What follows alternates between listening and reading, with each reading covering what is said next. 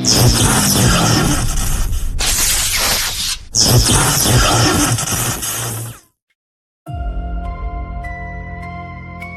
the shadows of the underground, where every riff tells a story,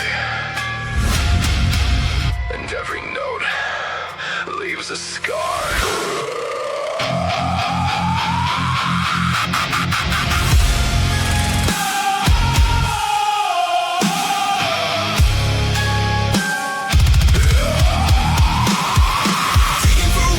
Legends and lore, breaking down classics and so much more. Metal, goth, punk, and everything between, exploring the music that shaped the scene. Maniacal music, musers. Maniacal music, musers. Where darkness meets distortion. You're listening to Maniacal.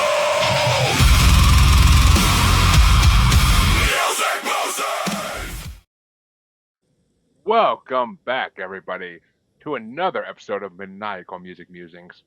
Glad to have you all here with us, those who are listening, and those who will be watching this in weeks' time, so when it comes out. I am your host, Jeremy, as always, here to keep you entertained and rock the show. No fancy intro this week. CJ's not here to make fun of, so I don't write an intro when he's not here to make fun of. CJ's feeling a little under the weather this week, folks, so he told me, gave me his blessing. He's like, go forth with the show. You've done it once or twice before. Let's do this. So I'm like, all right, let's do it. And folks, well, we got plenty to talk about in the show, so we're not going to be missing any space in this, I'm sure. So let me introduce my guest. Folks, this week we have the last of, well, as of right now, the last I want to say MST. I may be wrong with that. MTS. My email site. MTS. I knew I was wrong with it. The last MTS star as of right now. We've had a good 6 or 7 of them over the last 6 months, but the last one as of right now, unless Michael wants to give me more, not this guy, but the other guy, the agent, unless he wants to give me more to bring on the show, we'll see. But this week I am being joined by, I should say. Yeah, used to doing this solo, 100%. I'm being joined by Michael Coleman of See Your Shadow, which I got a chance to check out See Your Shadow, folks, and oof, some good music there, man. I can't lie. I'm digging that country, and I'm not a country guy, so I'd say something. But welcome, Michael. Thanks for having me, and I appreciate that you like the work. Yeah, so I'm glad that we were finally able to get together too. So I'm really excited about this show tonight. Me too, but I'll get into why in a little bit for one damn reason. But yeah, I checked out your music, not as much as I would have liked to. Been working remote these last few weeks because wife had an injury and I had to stay home and help with the kid a little bit. So I've been working remote, so I don't have my ability to listen to music as much as I usually do in the office. But I checked out enough to know I like it, and I definitely will be checking out the rest of it when I get a chance. So, and I follow every artist that comes on the show on Spotify because I want to be able to hear everything they come out with. I want to hear it all. I want to hear what comes up because you guys are investing in my art, so I'm going to invest in your art for damn sure, always. But welcome, brother. And thank you. Let me ask you this simple question: what made you want to get into music? Well, I was a band geek when I was a kid, right? Okay, so but I really didn't start writing songs and doing stuff professionally until I had a milestone birthday, and I was always good at writing poems and things like that when I was in school, and so when I had this milestone birthday, I'm not going to tell you which one it was, and so I said to myself, you know what, you've just got too much talent that you're doing nothing with. I was managing a law firm at the time, and I was like, you know what, this is not cutting it for me. I want to do something else. And so I was just like, well, why don't I try my hand at writing songs? Since I love music and I'm a pretty good poet. So I was like, well, let me just see what I can do with that. And then the rest is history. You're managing a law firm. Did you Yes. actually did you quit the law firm or did you Yes, I did. We were doing you divorces of the rich and famous, and it was the firm in San Francisco actually, and our clientele were the upper echelon of the rich and famous. Several well known music artists, in addition, were on our client list. And one day I took a phone call, and when I hung up from the phone, I screamed, "Why are these people calling me with their fucking problems?" And then, and then the receptionist, she came into my office and said, "Michael, that's what we do here."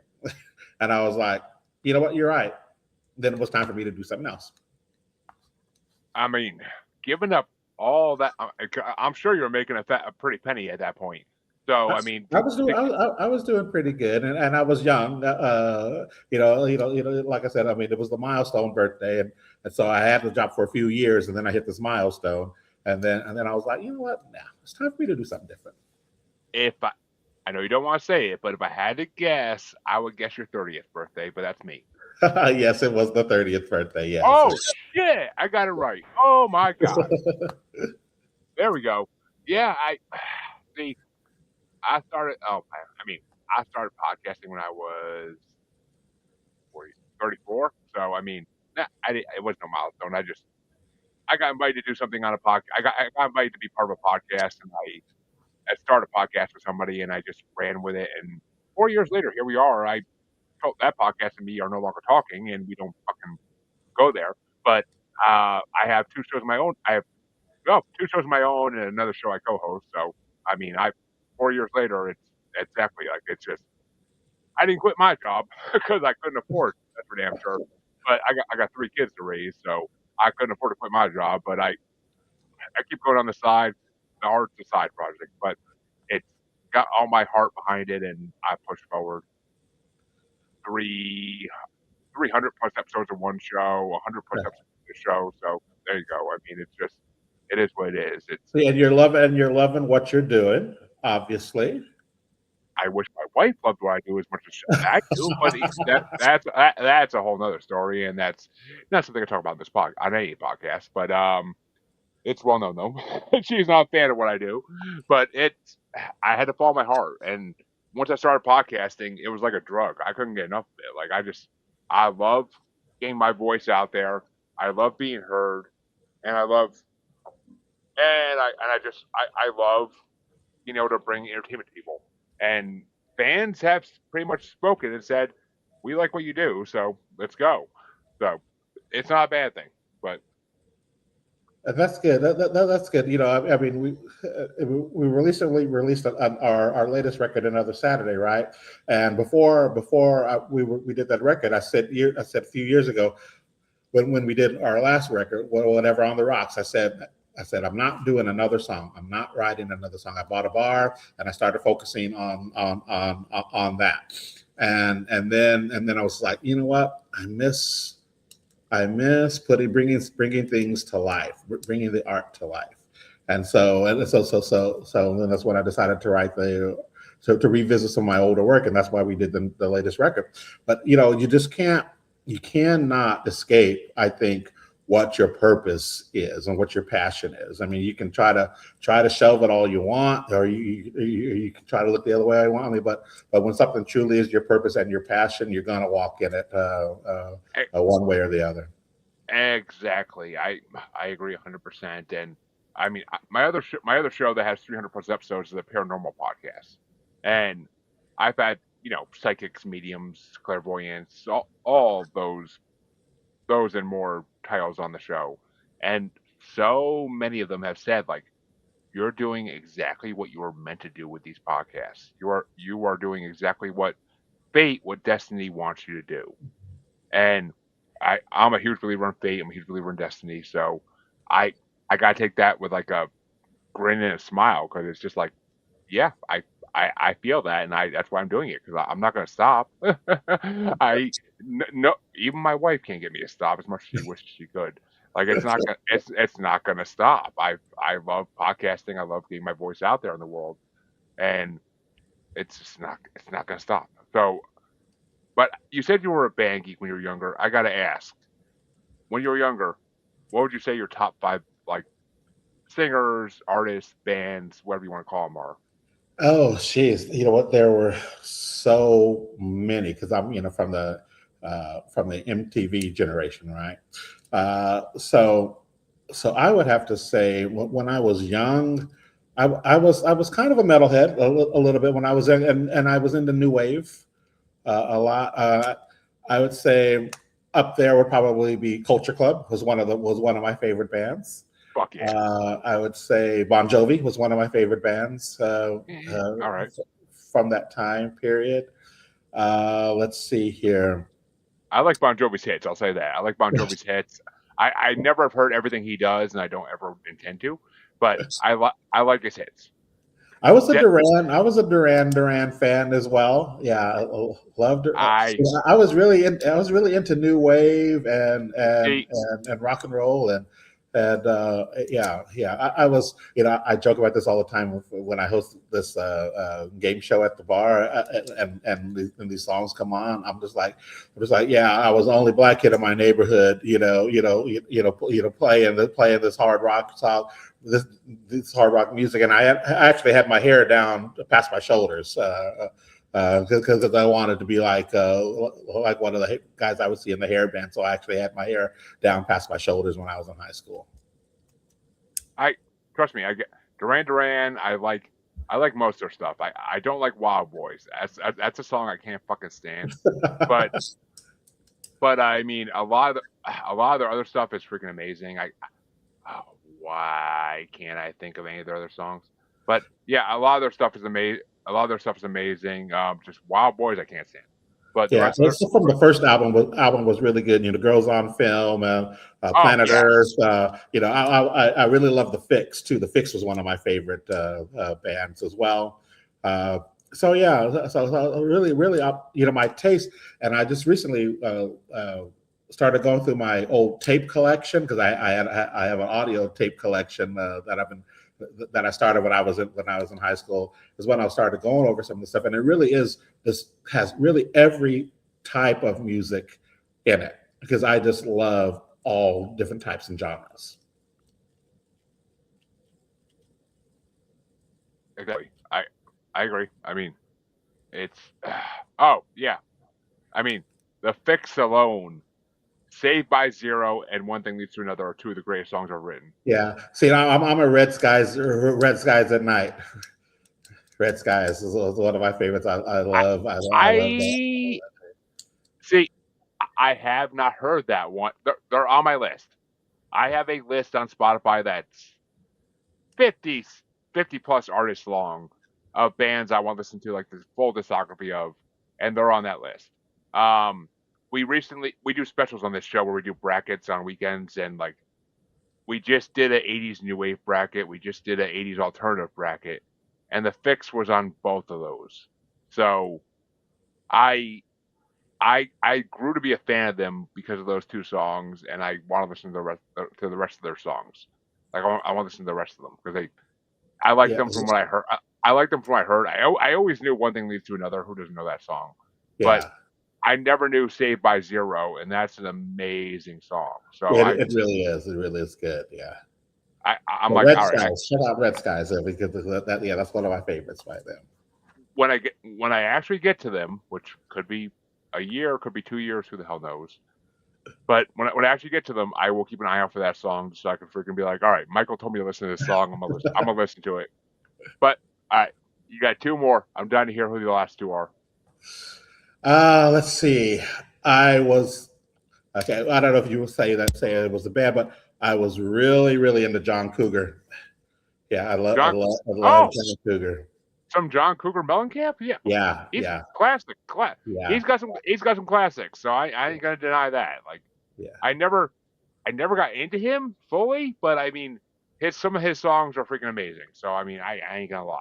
Yeah, I remember. I actually gave a presentation in English class analyzing one of his songs because we had to pick a poem to analyze, and I picked one of his songs and actually got to be on it. I didn't get an A, but I got a strong B on it, and so I dissected "Rain on the Scarecrow" from the Scarecrow album, Oh, and yeah, it was really yeah.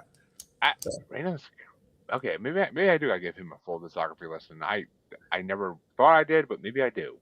It's I'll add them to my list. It's fine. The list is long, and I'll get to them all eventually. So I see. We had to do the same thing. We had to do the same thing in college in speech class, but we had to do a speech by a famous person. So I I chose a speech by Marilyn Manson after they blamed him for Columbine, and I had to give like a full biography and history on him too, and it was one of the best projects I ever did in my life. I'm a huge Marilyn Manson fan, so it's like I worship the man when I was in high school and college. So it's I still think he's one of the greatest artists ever to come around, but I don't worship him anymore because I got older and I realized that's stupid. But I mean, in college. I gave that presentation my full effort, and it was 100% A. oh, sure. 100%. All right. I and Yes. I got to curse during my speech that he gave. So in college that was all that mattered. So it was a win for me all around. But you got one more. I'm dying to hear who it is. Well, I would say if I'm going to pick one more, it's more of an entity rather than an artist, because I love stuff done by Motown. So I want to collect. I want to collect, make them be one entity, because I really love their work as a whole. I'm curious now. Oh, I mean, I love Motown, so I'm dying to hear who you're saying. So okay, so you look at it this way, and so especially the early hits of Motown, and moving forward, into Oh, into the '80s stuff. oh, They were all hit. A good portion of them were written by Holland Dozier Holland, played by the Funk Brothers. Some yep. of them were written by Smokey Robinson. It's just that whole vehicle of Oh, one you're, song after the other, after the other, after the other. you're, you're, you're are you just saying Motown in general? Yes. I Motown, I the entity. I mean, trust me, we did a Motown bracket too. That was top 100 Motown songs of all time according to Rolling Stones or Rolling Stone magazine. And I trust me, I love Motown. I can't disagree with you. I mean, Smokey Robinson, so Michael Jackson, so Diana Ross. I mean, Yes. so many other artists. Like Motown was one of the greatest like times in music history. It Yes, really yeah, was. it really was. It really just changed the whole face, and what resonates for me, especially as a writer myself, knowing that it was a set core group of people writing all of those records. Like I said, one after the other after the other. A lot of people don't realize how hard it is to write just one song. So let alone being tasked with having to write one after the other and have it be a hit. I It's mean, very difficult to do. You have to have a lot of talent to do that. I'm a huge doo-wop fan. I'm a huge Smokey Robinson fan, 50s fan, 60s, 70s. I'm a huge fan of all those generations. But yeah, you're right. I mean, I brought a Smokey Robinson album on the show like months ago at this point, and I knew one, maybe two songs on it off the top of my head. And like I listened to it, I'm like, all right. I'm like, he's got 6, 7 good tracks on this album. The rest of them are, okay. They're not great. But you can't. Every song can't be a hit. That's just the way you got to go with it. No artist writes a whole album of hits. It's just not the way it works. Yes. Like some of the songs are gonna just miss by maybe the lyrics are off a little bit, maybe the beats off a little bit. Who knows? I mean, there's no artist writes a perfect album. There's a few exceptions to that rule, and I mean, I'm not gonna name names, but there's a few exceptions to that rule, and they never wrote a bad album in their life, but they were destined to be amazing musical stars, and that's the difference. Yeah. But most albums, I'm not gonna like every song on them, but it's just, I mean, trust me, I've listened to 300 400 albums for this show as it is in the last 3 years, and not every album is perfect. Well, It's not. yeah. Like you're saying, that there are just a handful of albums that are perfect, and I will say one that I think is an absolute just a great album from start to finish, and probably an underrated one, "Night Cruising" by the Bar-Kays. From top to bottom, that song, that album is absolutely R&B magic from top to bottom. "Night Cruising" by the Bar-Kays. Okay, I am so looking that up right the hell now and adding it to my list to listen to because I am curious. I never even heard of them, so that just adds so much curiosity to me.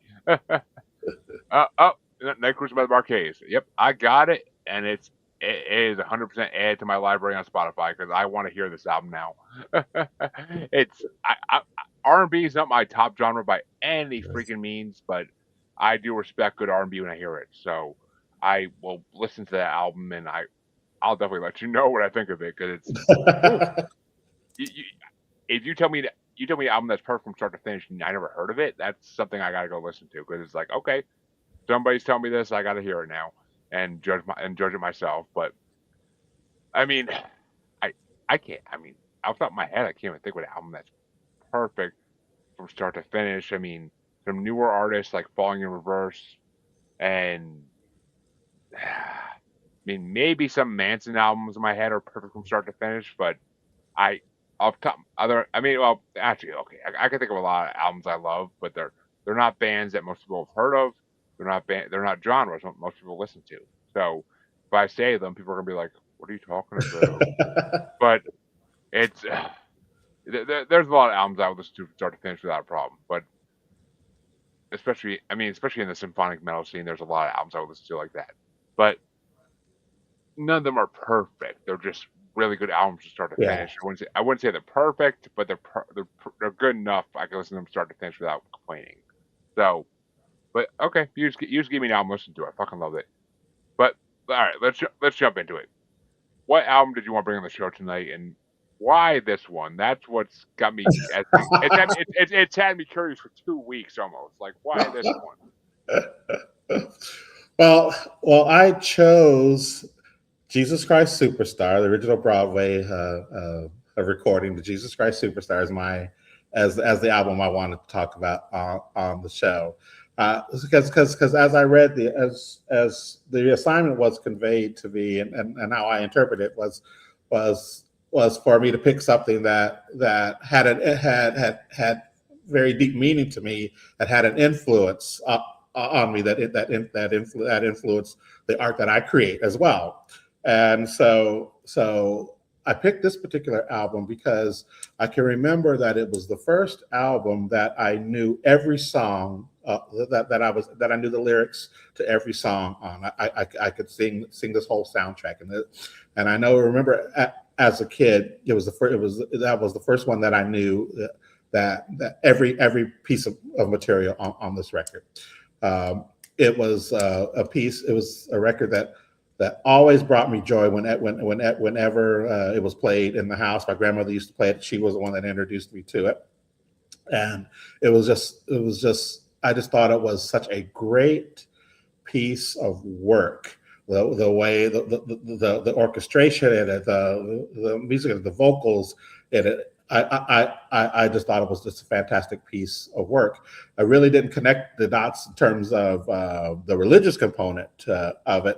I really only listened to it for the musicality of it, and just fell in love with it. And I still listen to it to this day. Still sing some of the songs to it. To this day, I just think it's a phenomenal record. See, when you wanted to bring the show when you want to bring this album on the show, I was like, a country music artist wants to bring on a musical. I am so fucking curious now. But I mean, it makes sense now. It makes sense after meeting you and getting to know you. It makes 100% sense. But it's, I I'm not gonna lie. I've always known of Jesus Christ Superstar. I mean, of course, I've always known of it. I've heard the main title song, Jesus Christ Superstar, or Superstar as it's called. I've known that song my whole life. I've heard a couple. Apparently, I've heard a couple other songs from this. I've heard like in popular culture and whatnot, which I'll get into when I get to my top five or top five plus honorable mentions because it's a huge album. But I I didn't know what to expect. I'm like, all right, this is a musical. I'm like, I'm a huge musical lover. Don't get me wrong. I love musicals. I've seen 20 plus shows on Broadway or off Broadway, whatever you want to call it. So I mean, I'm a huge musical lover. So when you wanted to bring this album, I was like, all right, I finally get to hear what Jesus Christ Superstar is about all the way through. And I listened to the album, and I gotta say, now I want to fucking see the show live, and I'm pissed I haven't. Wherever I am, if somebody is performing Jesus Christ Superstar, I try my best to go and see it. That's how much I love this piece.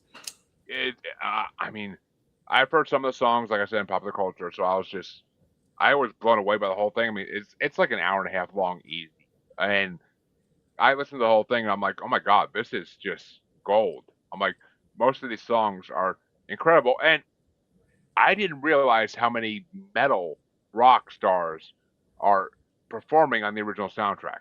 That's what blew Yes. me away the most. That's what blew me away most. I saw the names I saw the names for each song. I'm like Ian Gillian, no fucking shit.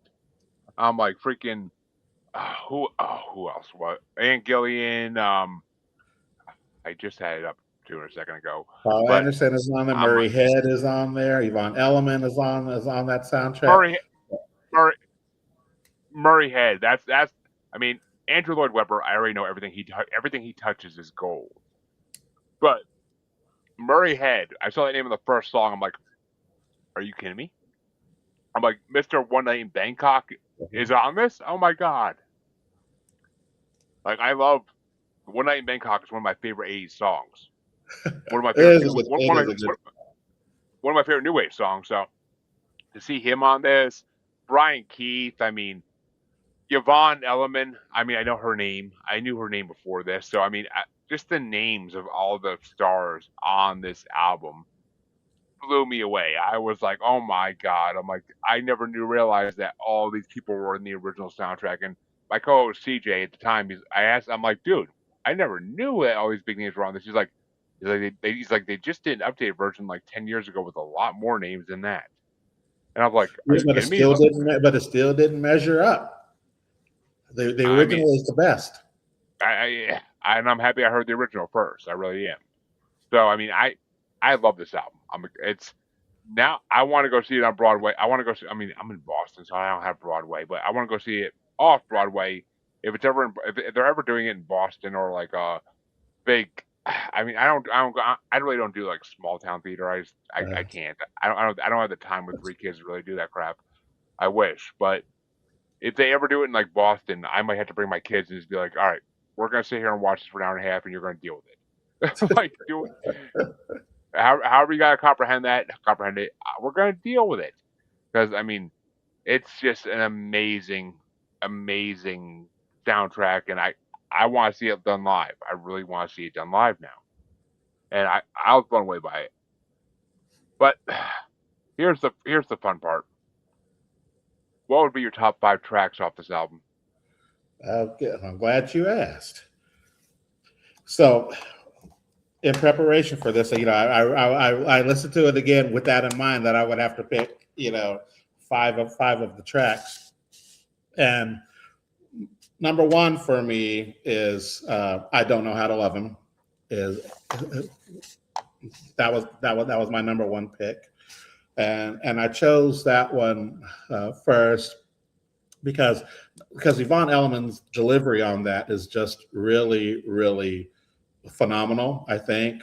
And what I love about that is you can hear the angst and the turmoil in her delivery and how she sings that song, and her voice is just fantastic compliment to that piece.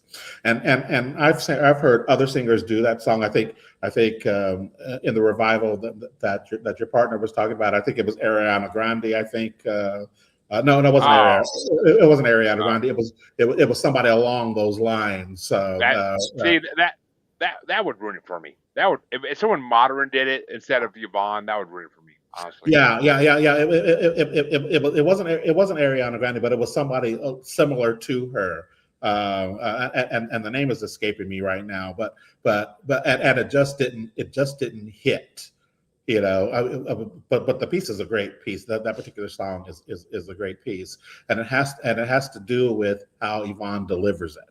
And so that was my top choice from all four of the records. Uh, then I chose as my number two Gethsemane, when Jesus Mm, is by himself, yep. getting ready to be crucified. That whole arc of that, Ted Neely's delivery on that piece is just so dramatic and just so you just feel it, and not only in his delivery, but it's the orchestration of that piece. I mean, the music that goes along with it. Even if he wasn't singing, just if I was only hearing the instrumental, I would still be moved by that piece. That's how powerful I felt that piece was. All right, keep going. I need to grab a new cigarette pack, but keep going. I will say I have a lot more to say to that when I get to my top five. I have a lot more to say to that song. Okay, then I picked after that, everything's all right. Another one of Yvonne's solos in that, and then just the whole way that they incorporated all of the elements, the back and forth with Judas and Jesus during that particular piece, and it's just, I just love that delivery on that particular piece. It's just gives you so it just sets a great tone for what is going to follow. And then my number four was Simon Zealots. At the energy in that particular piece, it just it took the play to a hierarchy and an arc before it goes in another direction, and it's just that the groove in that particular piece, I I just absolutely love. It just brings it's just a fun part of the play. And then my last one was King Herod's song. Uh, I love the music in that particular piece, and the comedic element to it. I think it just gives a good throwback in the middle of this heavy rock. This heavy rock orchestration, and then you have this little thing, which is kind of a throwback to the 30s or the 40s kind of camp type music, and those are my top five. Ooh, okay. It's actually funny. You threw a lot of tracks on that. Like, I had so I mean, I honestly have 8 tracks. I had 3 honorable mentions because I couldn't narrow it down more than that. I took I took tracks off my list because I was like, I can't keep it this long. And a lot of the ones you named were the ones I took off because I'm like I could honestly talk about every song on this fucking album and not get sick of it. But I try to narrow it down as much as possible. Uh, my number 8, my first honorable mention, I should say, it was the tempo for the group vocals. The group vocals in that song are freaking incredible. Yeah. Same with the Last Supper. That's another honorable mention I have was the Last Supper. I was brought up Christian. I was brought up Protestant, so I I know the story of the crucifixion back and front. I know everything about it. I've heard it 1,000 times. I mean, we did plays about the hell's it called? The parables, or what the hell it's called. We did that play in like church and stuff when I was a kid. So I the Crucible, we did that play when I was a kid in church. So I mean, I know this back and front, so I know the story. So hearing the music along with it was just amazing.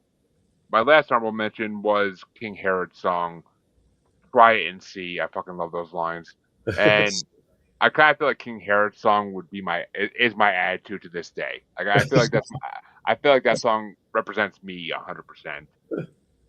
As much as I hate to say, but my number five was Superstar because who doesn't know that song? Who doesn't know Jesus Christ Yeah. Superstar? Like who the fuck doesn't know that song? I mean, it's classic. It's a song I was with. It's like going to see Wicked and you're waiting to hear Defying Gravity at the Yeah. mid Yeah. break. Like who? Which I just actually I brought my 1 year old a Wicked dress yesterday and he was running around the house last night. It was the cutest fucking thing in the world. But yeah, Superstar's number five. I love that. That song's classic. Who's know it? My number four was Damn for All Time / Blood Money. Oh yeah, that's a good one. Yeah. Freaking a groovy ass acid jazz beat to it, and it almost sounds like the Batman '66 theme. Like Yeah. it, Yeah. like there's like I could hear it in the music. I'm like, are they taking off the Batman theme? Really? For Jesus? Oh my god! But or I guess for Judas.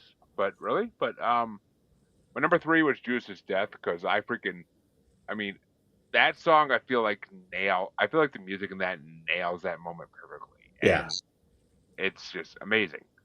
My number two, which I first heard this song in a movie called Duplex. Not Duplex. Fuck. Oh, in a movie called Along Came Polly. It's a movie starring Ben Stiller and Jennifer Yes. Aniston. Uh-huh. I And see that. Philip Seymour Hoffman, R.I.P., is he's Ben Stiller's friend in the movie, and he is an actor, and he is doing in the movie Jesus Christ Superstar at a theater. So my number two is What's the Buzz / Strange Thing Mystifying. Yeah. Like it's because I first heard that song in that movie, and I'm like I never heard, and I'm pretty sure they did a whole Jesus Christ Superstar thing on Family Guy too at one point and I'm pretty sure What's the Buzz I heard in that too. But I love that song. It's got like a strange '60s vibe, like Yeah. almost a Motown vibe to like the background of the music. So and What's the Buzz is just a fun song. It is a good song. When it switches over to Strange Thing, it's even better. So I love that. And my number one, which you're gonna love this, my number one is Gethsemane or Jessamine, however you say it. Uh, I only want to say it's it's just such to me. I mean, if CGO's here, I'm pretty sure he would agree with me because we both love bombastic music that's in your face and like you can't ignore it. Yeah. And it's just such a bombastic, great metal sound to that whole song. And one of my favorite bands of all time, Nightwish, did a song called Gethsemane as well. It sounds nothing like this. It's not a freaking. It's not another version of this song. No way in hell.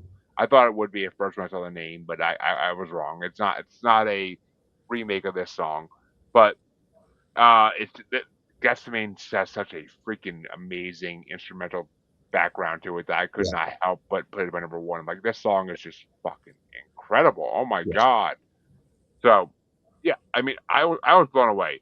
At first, I was like, "Oh my god," because we've done like soundtrack episodes, we've done musical episodes on this show, and it is what it is. Like it's I love musicals. Talking about them on a podcast, like when you're doing like top five tracks and having to listen to like an hour and a half, 2 hour musical is a whole nother thing. But I I liked it enough where I was like, all right, fuck. I'm like, I've been wanting to hear this for years. I've been wanting to hear this album for years, and I finally am forced to hear it.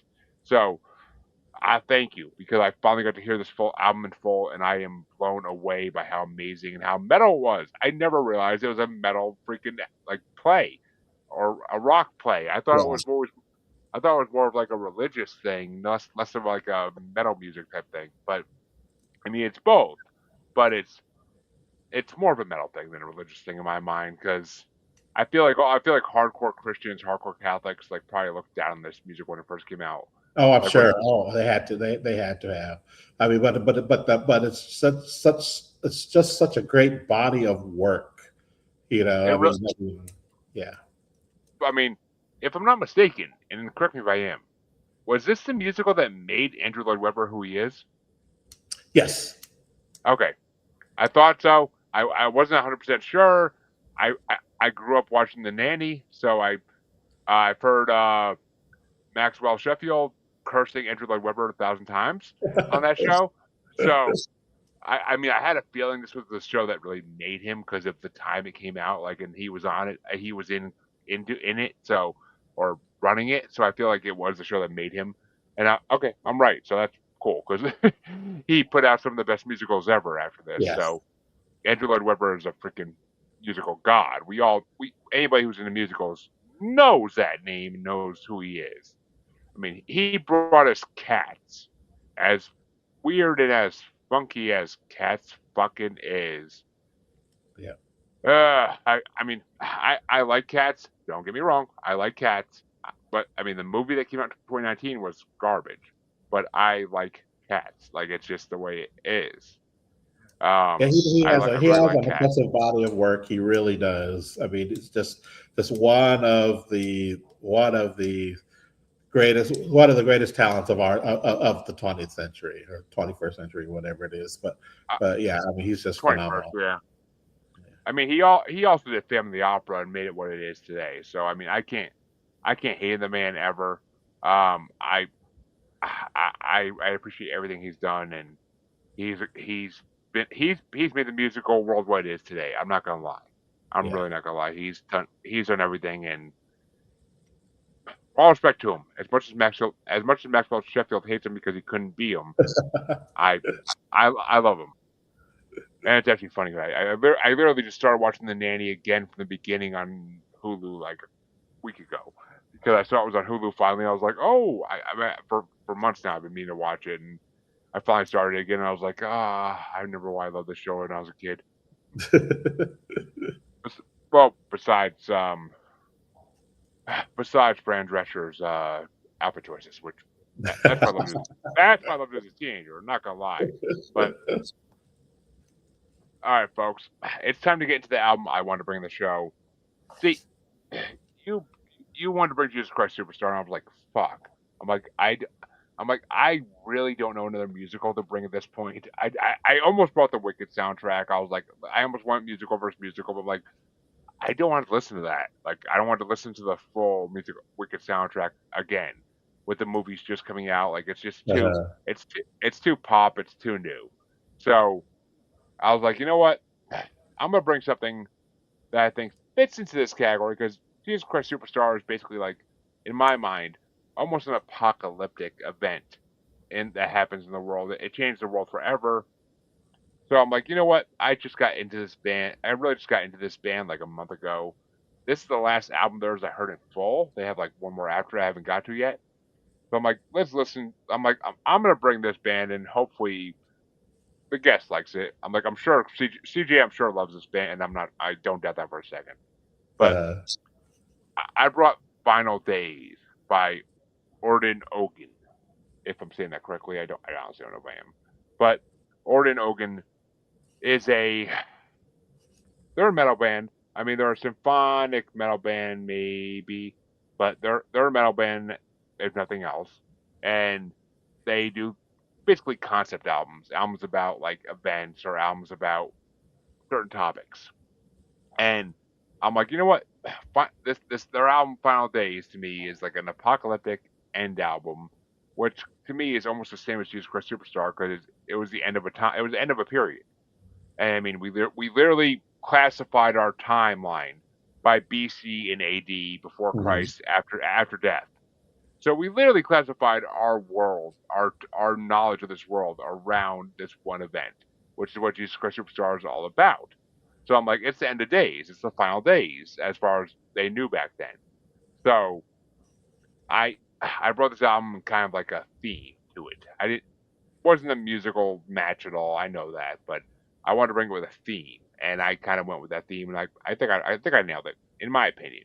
But what did you think of Ordinogan? Well, it was. I thought it was okay. Let me preface it.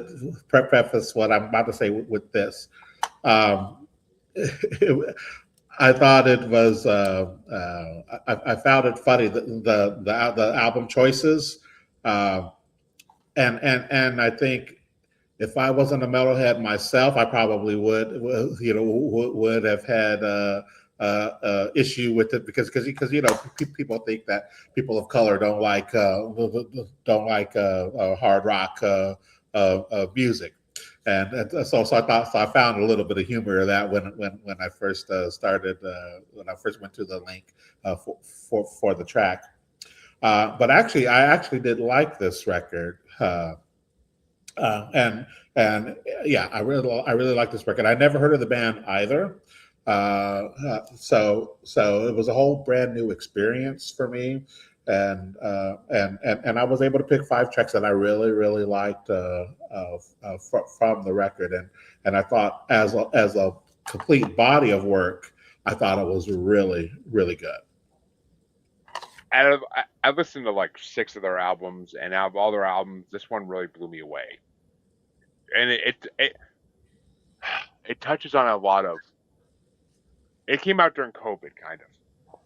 So I could see why they, I could see why they did during COVID, 100%.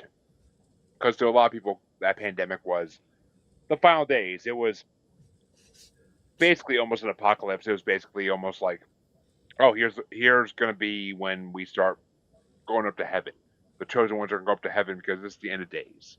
Which I mean, COVID was scary for everybody to live through. I'm not gonna lie.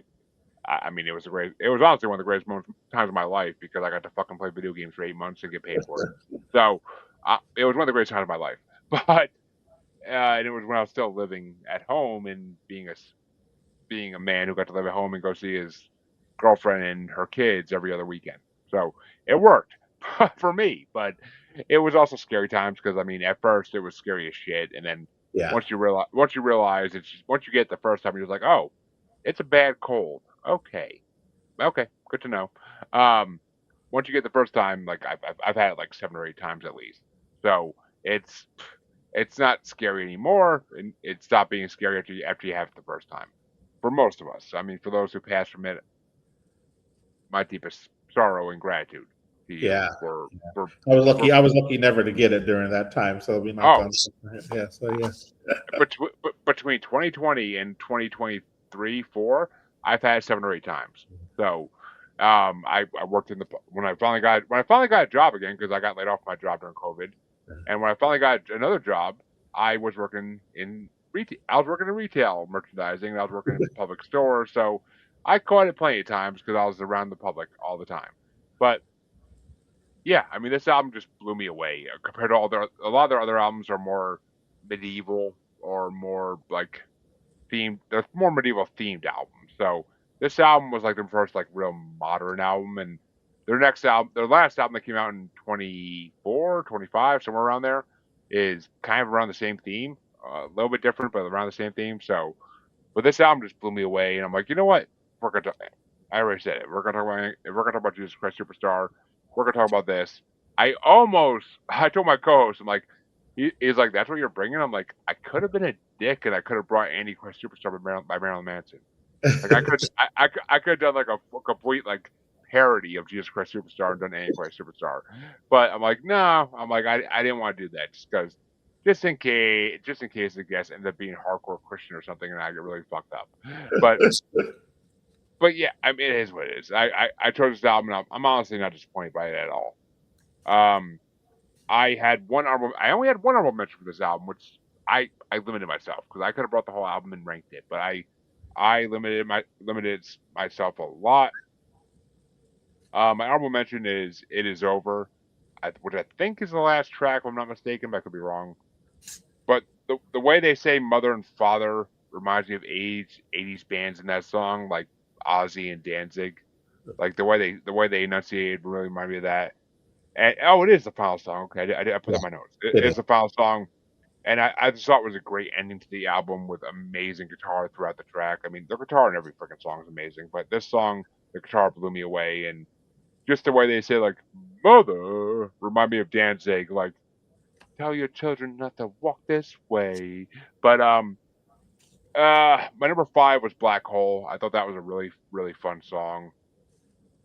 My number 4 was Interstellar because I love the fast paced singing in the chorus of that song, and I love the line, "If you never surrender, you'll never fail," which is one of the truest lines I've ever heard in music.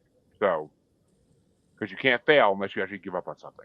Yeah. So that's just life. My number 3 was Inferno. The, the song's a really fast paced, fun guitar song, and the lyrics though blew me away. The only cure for the society is to burn its slaves and their anxiety. Once again, truer words have never been spoken. Anxiety is crippling mankind for the last 10, 15 years. It Yes. still is. So that those lyrics really just hit home with me.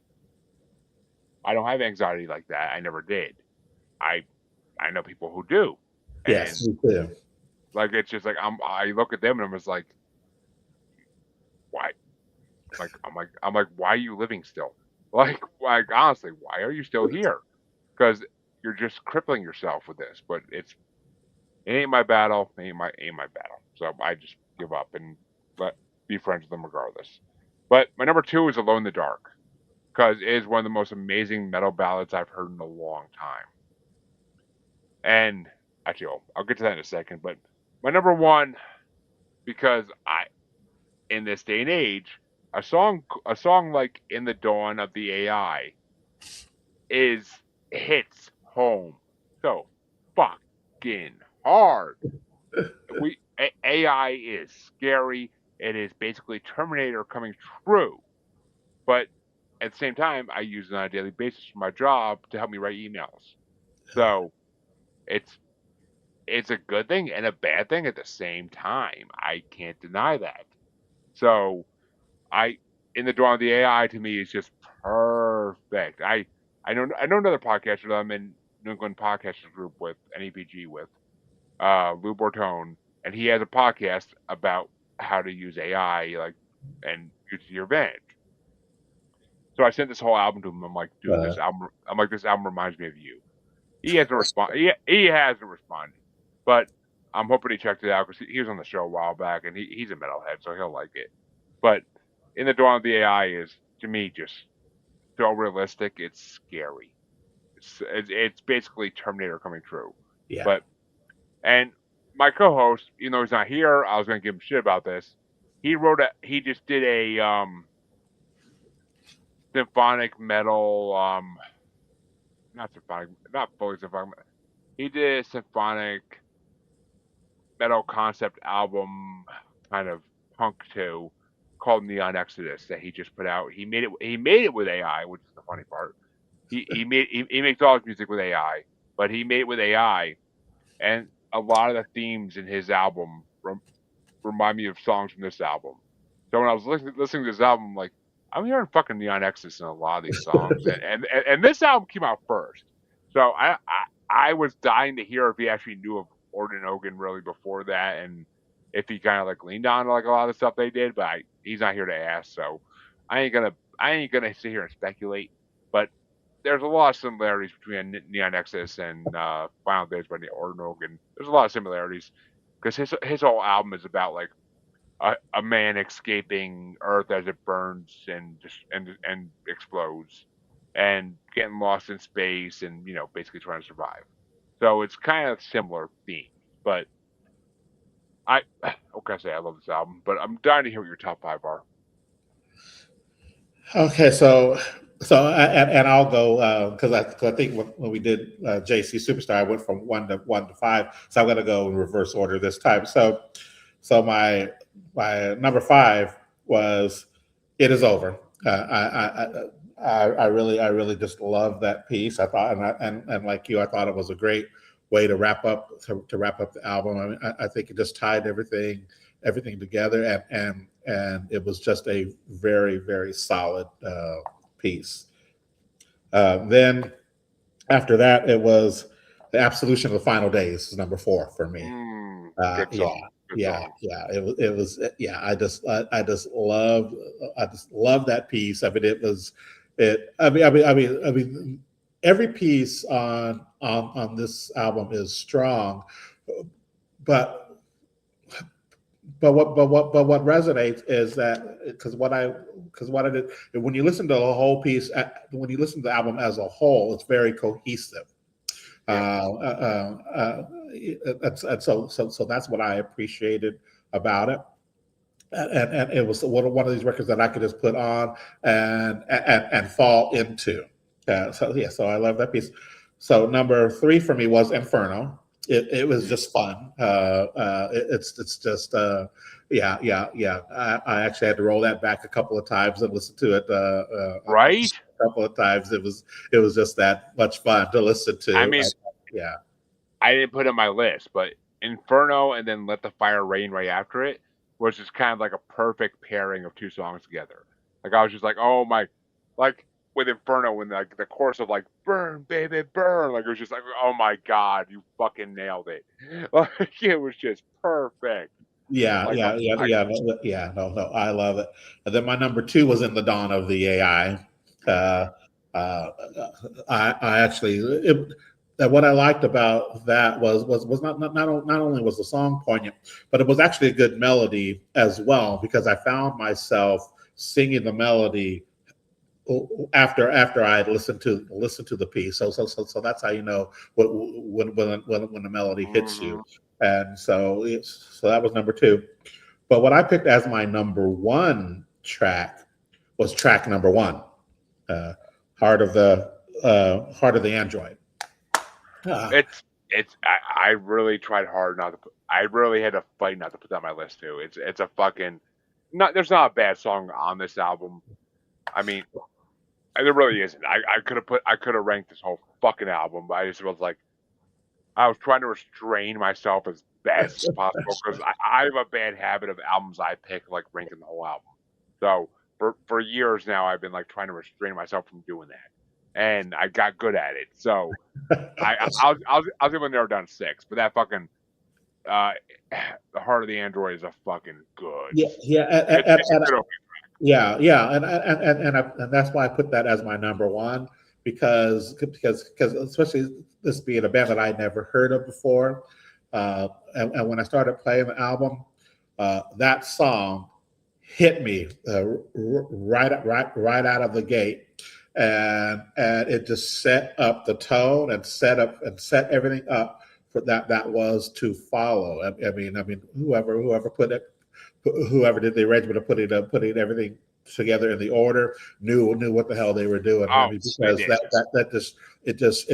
it was the 1-2 that resonated to me that said you must listen, and it was just fantastic. So I put that one as my number 1 because it just hit me right off the gate. Yeah, I should say I first heard of Orden Ogan. They did a song with one of my favorite bands recently, War Kings. And War Kings, well, it's actually War Kings, the lead singer of it, originally is from a Christian band called a Christian metal band called Serenity, and they do a lot of songs about history, Templars, and whatnot. And War Kings is the same thing, but they all wear different like warrior costumes from different moments in time, and they sing a lot of songs about like Genghis. They did a whole album about Genghis Khan. They sing a lot of songs about like ancient wars. So I heard Orden Ogan on one of their songs, and that made me want to listen to them because I was like, this band sounds fucking amazing. I got to hear it. And that's the last band on my list that I got into when I was working in the office still. And I still got one more album of theirs to get through, but when I'm home, I got a 1-year-old, and I'm calling people like crazy good in sales when I'm home because I don't want them to think I'm just slacking the fuck off at home. So I don't get a chance to really sit there and listen to music like I do in the office. So I got their last album to listen to, and I'm dying to hear it, and I'm dying to see what they come up with in the future. Orden And Ogan this is was great to listen to in the car too. I mean, yeah, this is a fantastic driving album. So yeah, so yeah. I mean, yeah, I I loved it. I drive 45 minutes each way to work every day, usually. So I I have over 10,000 fucking songs in my Spotify like list because I hear so much new music because of this show. I get into so many artists because of this show and artists that have be on other people's albums and blah blah blah. So I have over 10,000 songs in my like almost 11,000 now in my like list on Spotify because of this show. So I I get into a lot of stuff and this that a lot of the bands I listen to are amazing. Listen to in the car, and this is definitely right on the top of that list. I'll skip over a lot of stuff in the car because I'm not in the mood for it or whatever. But this band, they haven't come up yet even because they're new. Spotify sucks because when you add things to your like list that are new to you, they don't play them right away. They wait until they're a couple months into the list and then they'll fucking play them. So I rarely ever hear songs by this band yet, but it's 100% driving music. You're right. It just bangs. But all right, it's time to talk about the album that my co-host wanted to bring, and I'll, I'll talk for him on this.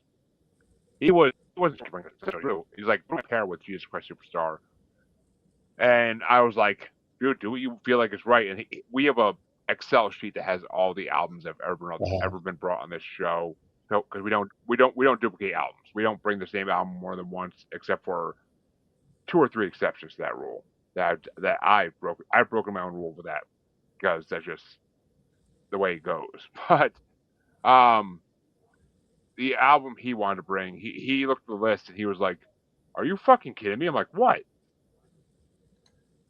He's like, "Nobody's ever brought Meatloaf on the show," and I'm like, "No, I don't think so. Actually, I can't explain it, but no one ever has. No one has ever brought Meatloaf onto the show." And I was like, "Okay." And he's like, all right. Well, he's like, I'm bringing Bad Out of Hell then. He's like, if no one's ever brought Meatloaf, and this is the perfect show episode for it. He's like, I'm bringing Meatloaf's Bad Out of Hell album, and I can't hate him for it because I personally am a huge Meatloaf fan. I've always have been since high school when I was watching VH1, and I was listening to like the all these countdowns of the greatest '80s songs, whatever, what have you, and I fucking love Meatloaf. So I'm like, all right, bring it, dude, bring it. So he brought this album. I'm done here. What did you think? I'm sure you heard it 1,000 times, but what do you think of Meatloaf, Michael? Well. I mean, I like Meatloaf as well. I mean, he's a good actor and a good performer as well. And so it was interesting when I got the link to say that this was one of the albums. It's actually one that I have in my collection. So I was surprised by that, and and it made me listen to it again. I actually have both of the Bat Out of Hells in my collection because I am a fan, and so when I knew that this was going to be one of the ones that we were discussing, I listened to it again, but I listened to it differently this time because I knew we were going to be having the discussion about it, and and it still just holds up. It's a good body of work, and testament goes to Jim Steinman. Who is just a phenomenal writer and producer. He's just a great guy. Very talented, and this concept on this on Bat Out of Hell 1 and number 2. It's just a good. It's just good work. And I was enjoying listening to it, rediscovering it again, even though I've had it in my collection for a long time.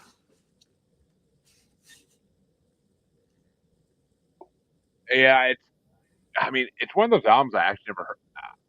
I've always been a fan of Meatloaf's like hits. I, I mean, I always say about Fight Club, the best thing about that is seeing Meatloaf with titties, and um, I love him in Tenacious D, The Pick of Destiny, as Jack Black's father. I love him in that role. Yeah. So like I knew him in movies, and I've always known I would do anything for love. Like who doesn't know that song? Yeah, That's my favorite Meatloaf song. That's my favorite Meatloaf song of all time. Is I would do anything for love. I won't do that. it's a great song. And then like a couple songs of this album are some of his best songs as well.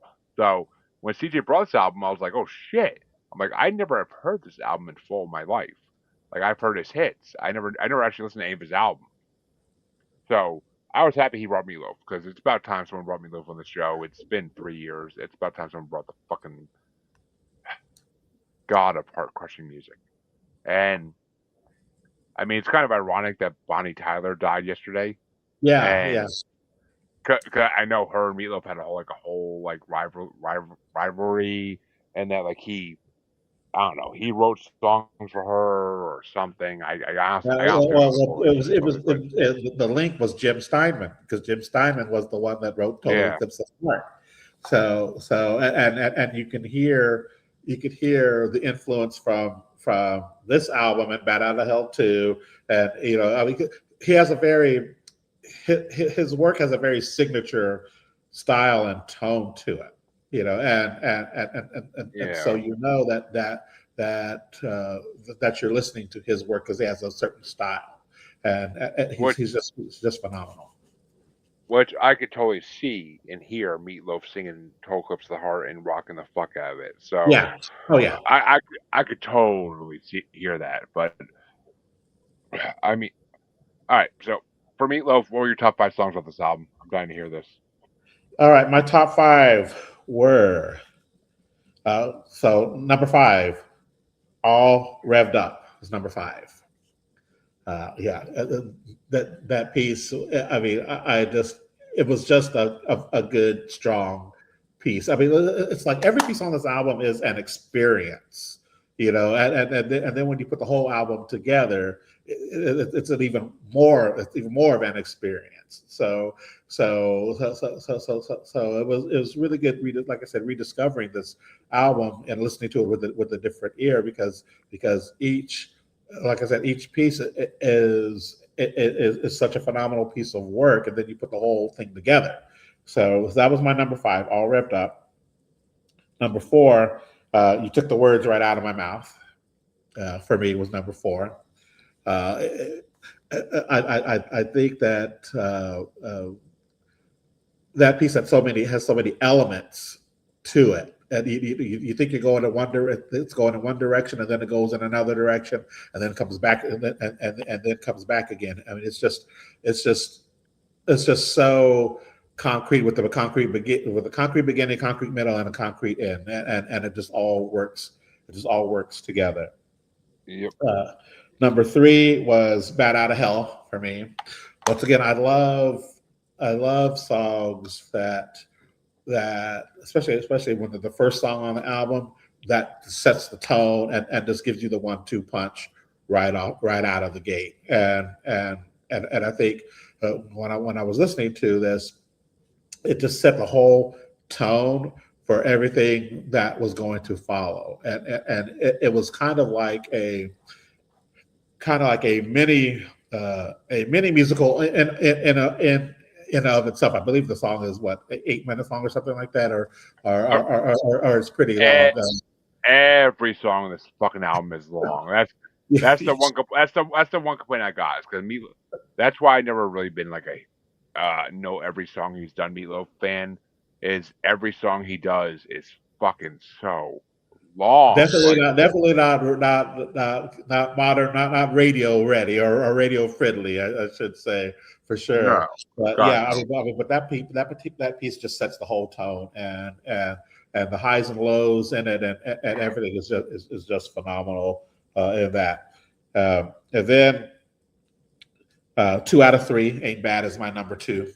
The ballads, are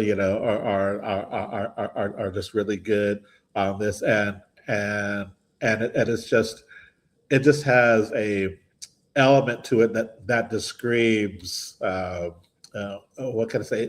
It just screams hard rock ballad, and I just love that element to it. I mean, it's just you just can't help but get into it, you know. And Yep. then my number one was Paradise, obviously by the Dashboard Lights.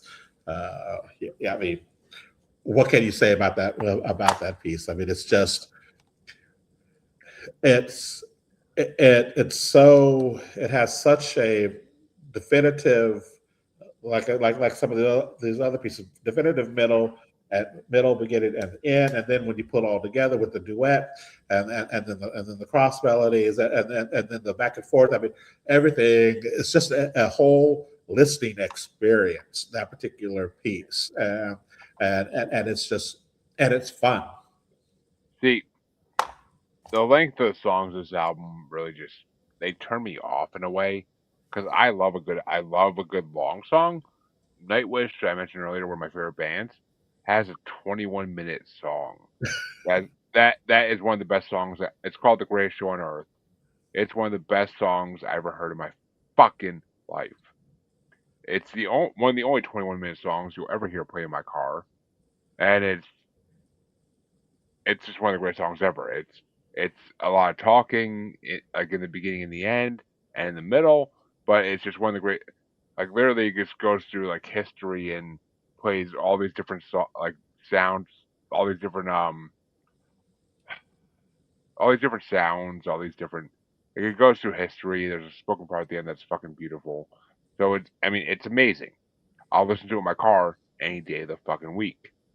Other long songs I can't always do because it's just like, oh my god, this should have been a 4 minute song. Fucking end it. But at most. But I had four for this album. I literally had top four for this album. The rest of the album is just drags, and I'm sorry, Paradise by the Dashboard Lights is not one of those songs. I can't get into that song. But my number four was Bad Out of Hell, which I knew that song. We did a Heaven and Hell songs bracket on my other show I co-host, The Asylum, a long time ago, and Bad Out of Hell was on that, and I love Bad Out of Hell. It's number four. It's a good song, like a Bat Out of Hell. But yeah, I mean, it's a good song. But my number three was You Took the Words Right Out of My Mouth, which I don't think I ever actually heard that song in full until 2 weeks ago. So my number three is You Took the Words Right Out of My Mouth. It's a good song. It's an amazing, really well written song. Meatloaf does it justice, and I could deal with the length. Giggity.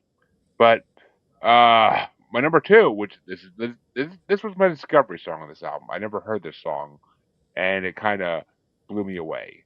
My number two is All Revved Up with No Place to Go. I love the saxophone throughout the fucking song. Yeah, it's Like not a great. I mean, it's a great piece. I'm a sucker for a good saxophone in any song, and one of my favorite bands of all time that my original co-host of this show got me into, Dog Fashion Disco. They have a full-time saxophone player in their band, and they've always had, and he is incredible. So like, I love saxophone in any song. It blows me away. I mean, I'm a huge Michael Bolton fan and whatnot, but saxophone just always has been my weak spot when it comes to music, and that song is fucking incredible with the sax all the way through the song. But my number one, I knew this song, and it's one of my favorite Meatloaf songs by far. My number one is Two Out of Three Ain't Bad because it's a classic. It's a fucking classic. 30 years, 40 years later, 50 years later, even maybe. It's a Yeah, fucking class. It's a fucking classic. Like Two Out of Three Ain't Bad is basically in my mind second up to I Would Do Anything for Love. Like that's always gonna be my number one Meatloaf song of all time. It's a song that got me into Meatloaf. It's the first song of his I ever heard, really, and that song blows me away every time I hear it. I mean, I love Meatloaf. I love his voice. He's amazing. yeah, he really is a good artist and probably an underrated artist. Uh, It, I mean, and I love him because the first time I ever heard Meatloaf's name was on South Park because they did the Chef Aid episode, and no, and like they showed Chef in a flashback, like going up to him in his show, and Meatloaf was going by like tofu something or other at that uh, point, and he's like nobody wants to listen to an artist named Tofu. They want to listen to an artist that actually that sticks to their stomach. He's like Meatloaf, and that's when he chose the name Meatloaf. And in my mind, that's canon. In my mind, that's exactly what happened. But because I watched that episode when I was like fucking sixth, seventh grade. So that that's one of the oldest. That's one of the first couple seasons of South Park. So I mean, that to me is what in the name Meatloaf. But uh, 2 out of 3 ain't bad has always been my number one in this album. It's fucking incredible. I love the female that he does all his like ballads with, and he does all his co-singing with. The female that he uses, I forget her name. I forgive me, but she is incredible. Meatloaf is a fucking treasure, and he honestly should, when he finally does pass, he better be remembered for the end of time to the end of time because he is fucking. He deserves to be up there with the greatest of all music. He is Pat. He is dead. He's dead. Yeah, Meatloaf is dead. Okay. Part of me feels like I knew that. Part of me is like, what? But Yeah. Everybody's dead. Meatloaf is dead. Jim Steinman is dead. Yeah. Everybody's I dead. feel, And when the now hell Bonnie's did house. oh Yeah. in 2022. Okay, part of me feels like I knew that happened, but 2022, I was working on the road still, driving around every day of my life, and I just wasn't as in tune with what was going on in the world as I am now. Um, I literally was waking up at 6 o'clock in the morning and being on the road till like 6 o'clock at night, like driving from my retail merchandising job at that point, and I didn't know what the hell was going on in the world. I didn't watch the news. I didn't watch anything. I just listened to podcasts or music and drove all day. So I used to all over the state of Massachusetts, New Hampshire, fucking everywhere. So I mean, yeah, I can see why that was a blind spot for me. I really can. But and it makes sense. He passed. He was up there in age at that point to some degree, and he was. I mean, he's a legend. He always will be. But Meatloaf Yeah, will never top. I think so. And these albums, I mean, Bat Out of Hell 1 and Bat Out of Hell 2, I mean, will definitely be, I think should be remembered as classic albums. I mean, because they They should. are good albums. Good, the entity of the albums themselves are very good. I mean, like I said, it's an experience. It is. I mean, You it's listen to it. everything Meatloaf ever sang was life lessons, and every teenager should hear them in high school at some point, and just be like, "This is life. I'm going to accept it for what Meatloaf says it is," and then the world will be a better place. But Lord knows this world's not a good place, so why the hell am I preaching this even? But uh, and if you haven't seen Tenacious D and the Pick of Destiny, God damn, you're missing out on one of the best movies of all time. Jack Black and Kyle Gass are amazing in that movie.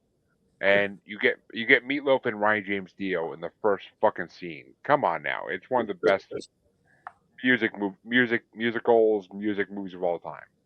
But I love Jack Black. I mean, he just cracks uh, me up. the fact that he did like "Oops, I Did It Again" for Kung Fu Panda 5 or 4, whatever the fuck it was, and I mean, and like the freaking Bowser song and the Steve Spicy Chicken or the hell it was from Minecraft. Like he doesn't disappoint. Everything he does, I just fucking laugh at. Like it's just Jack Black has been one of my favorite actors since I was in high school, and it never will change. It never will change. He's a fucking perfect actor, perfect comedy actor, Yeah, and that should that's good. and and he should live in legend for the rest of that time as well. But the fact that Meatloaf played his father in a movie, it just puts him right up there, right up there. But folks, we brought you your albums thrice for tonight yet again.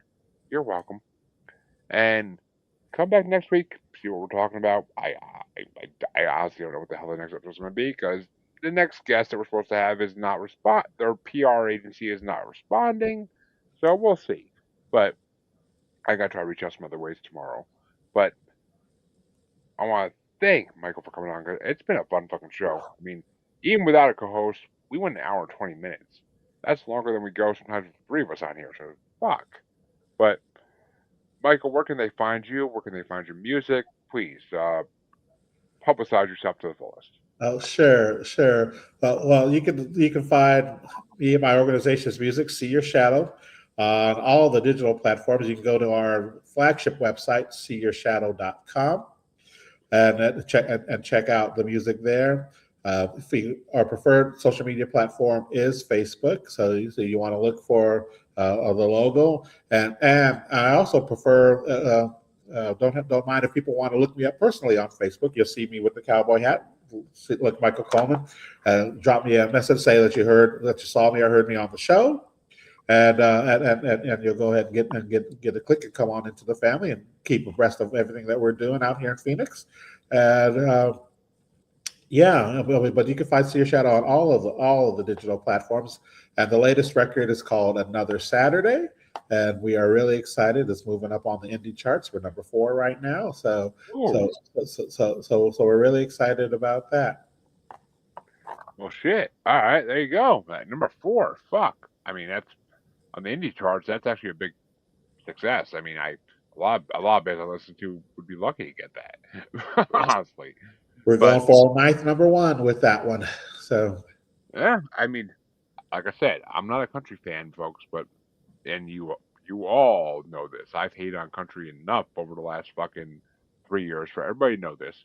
But certain country artists that come on my show, I hear their music and I'm like, I can relate to it. I can get along with it. So it's a different story. Like See Your Shadow, it almost sounds like darker country music in a way, which I fucking love. So like Johnny Cash, but like times 10. So fuck yeah. But folks, go check out Michael, please. I beg you.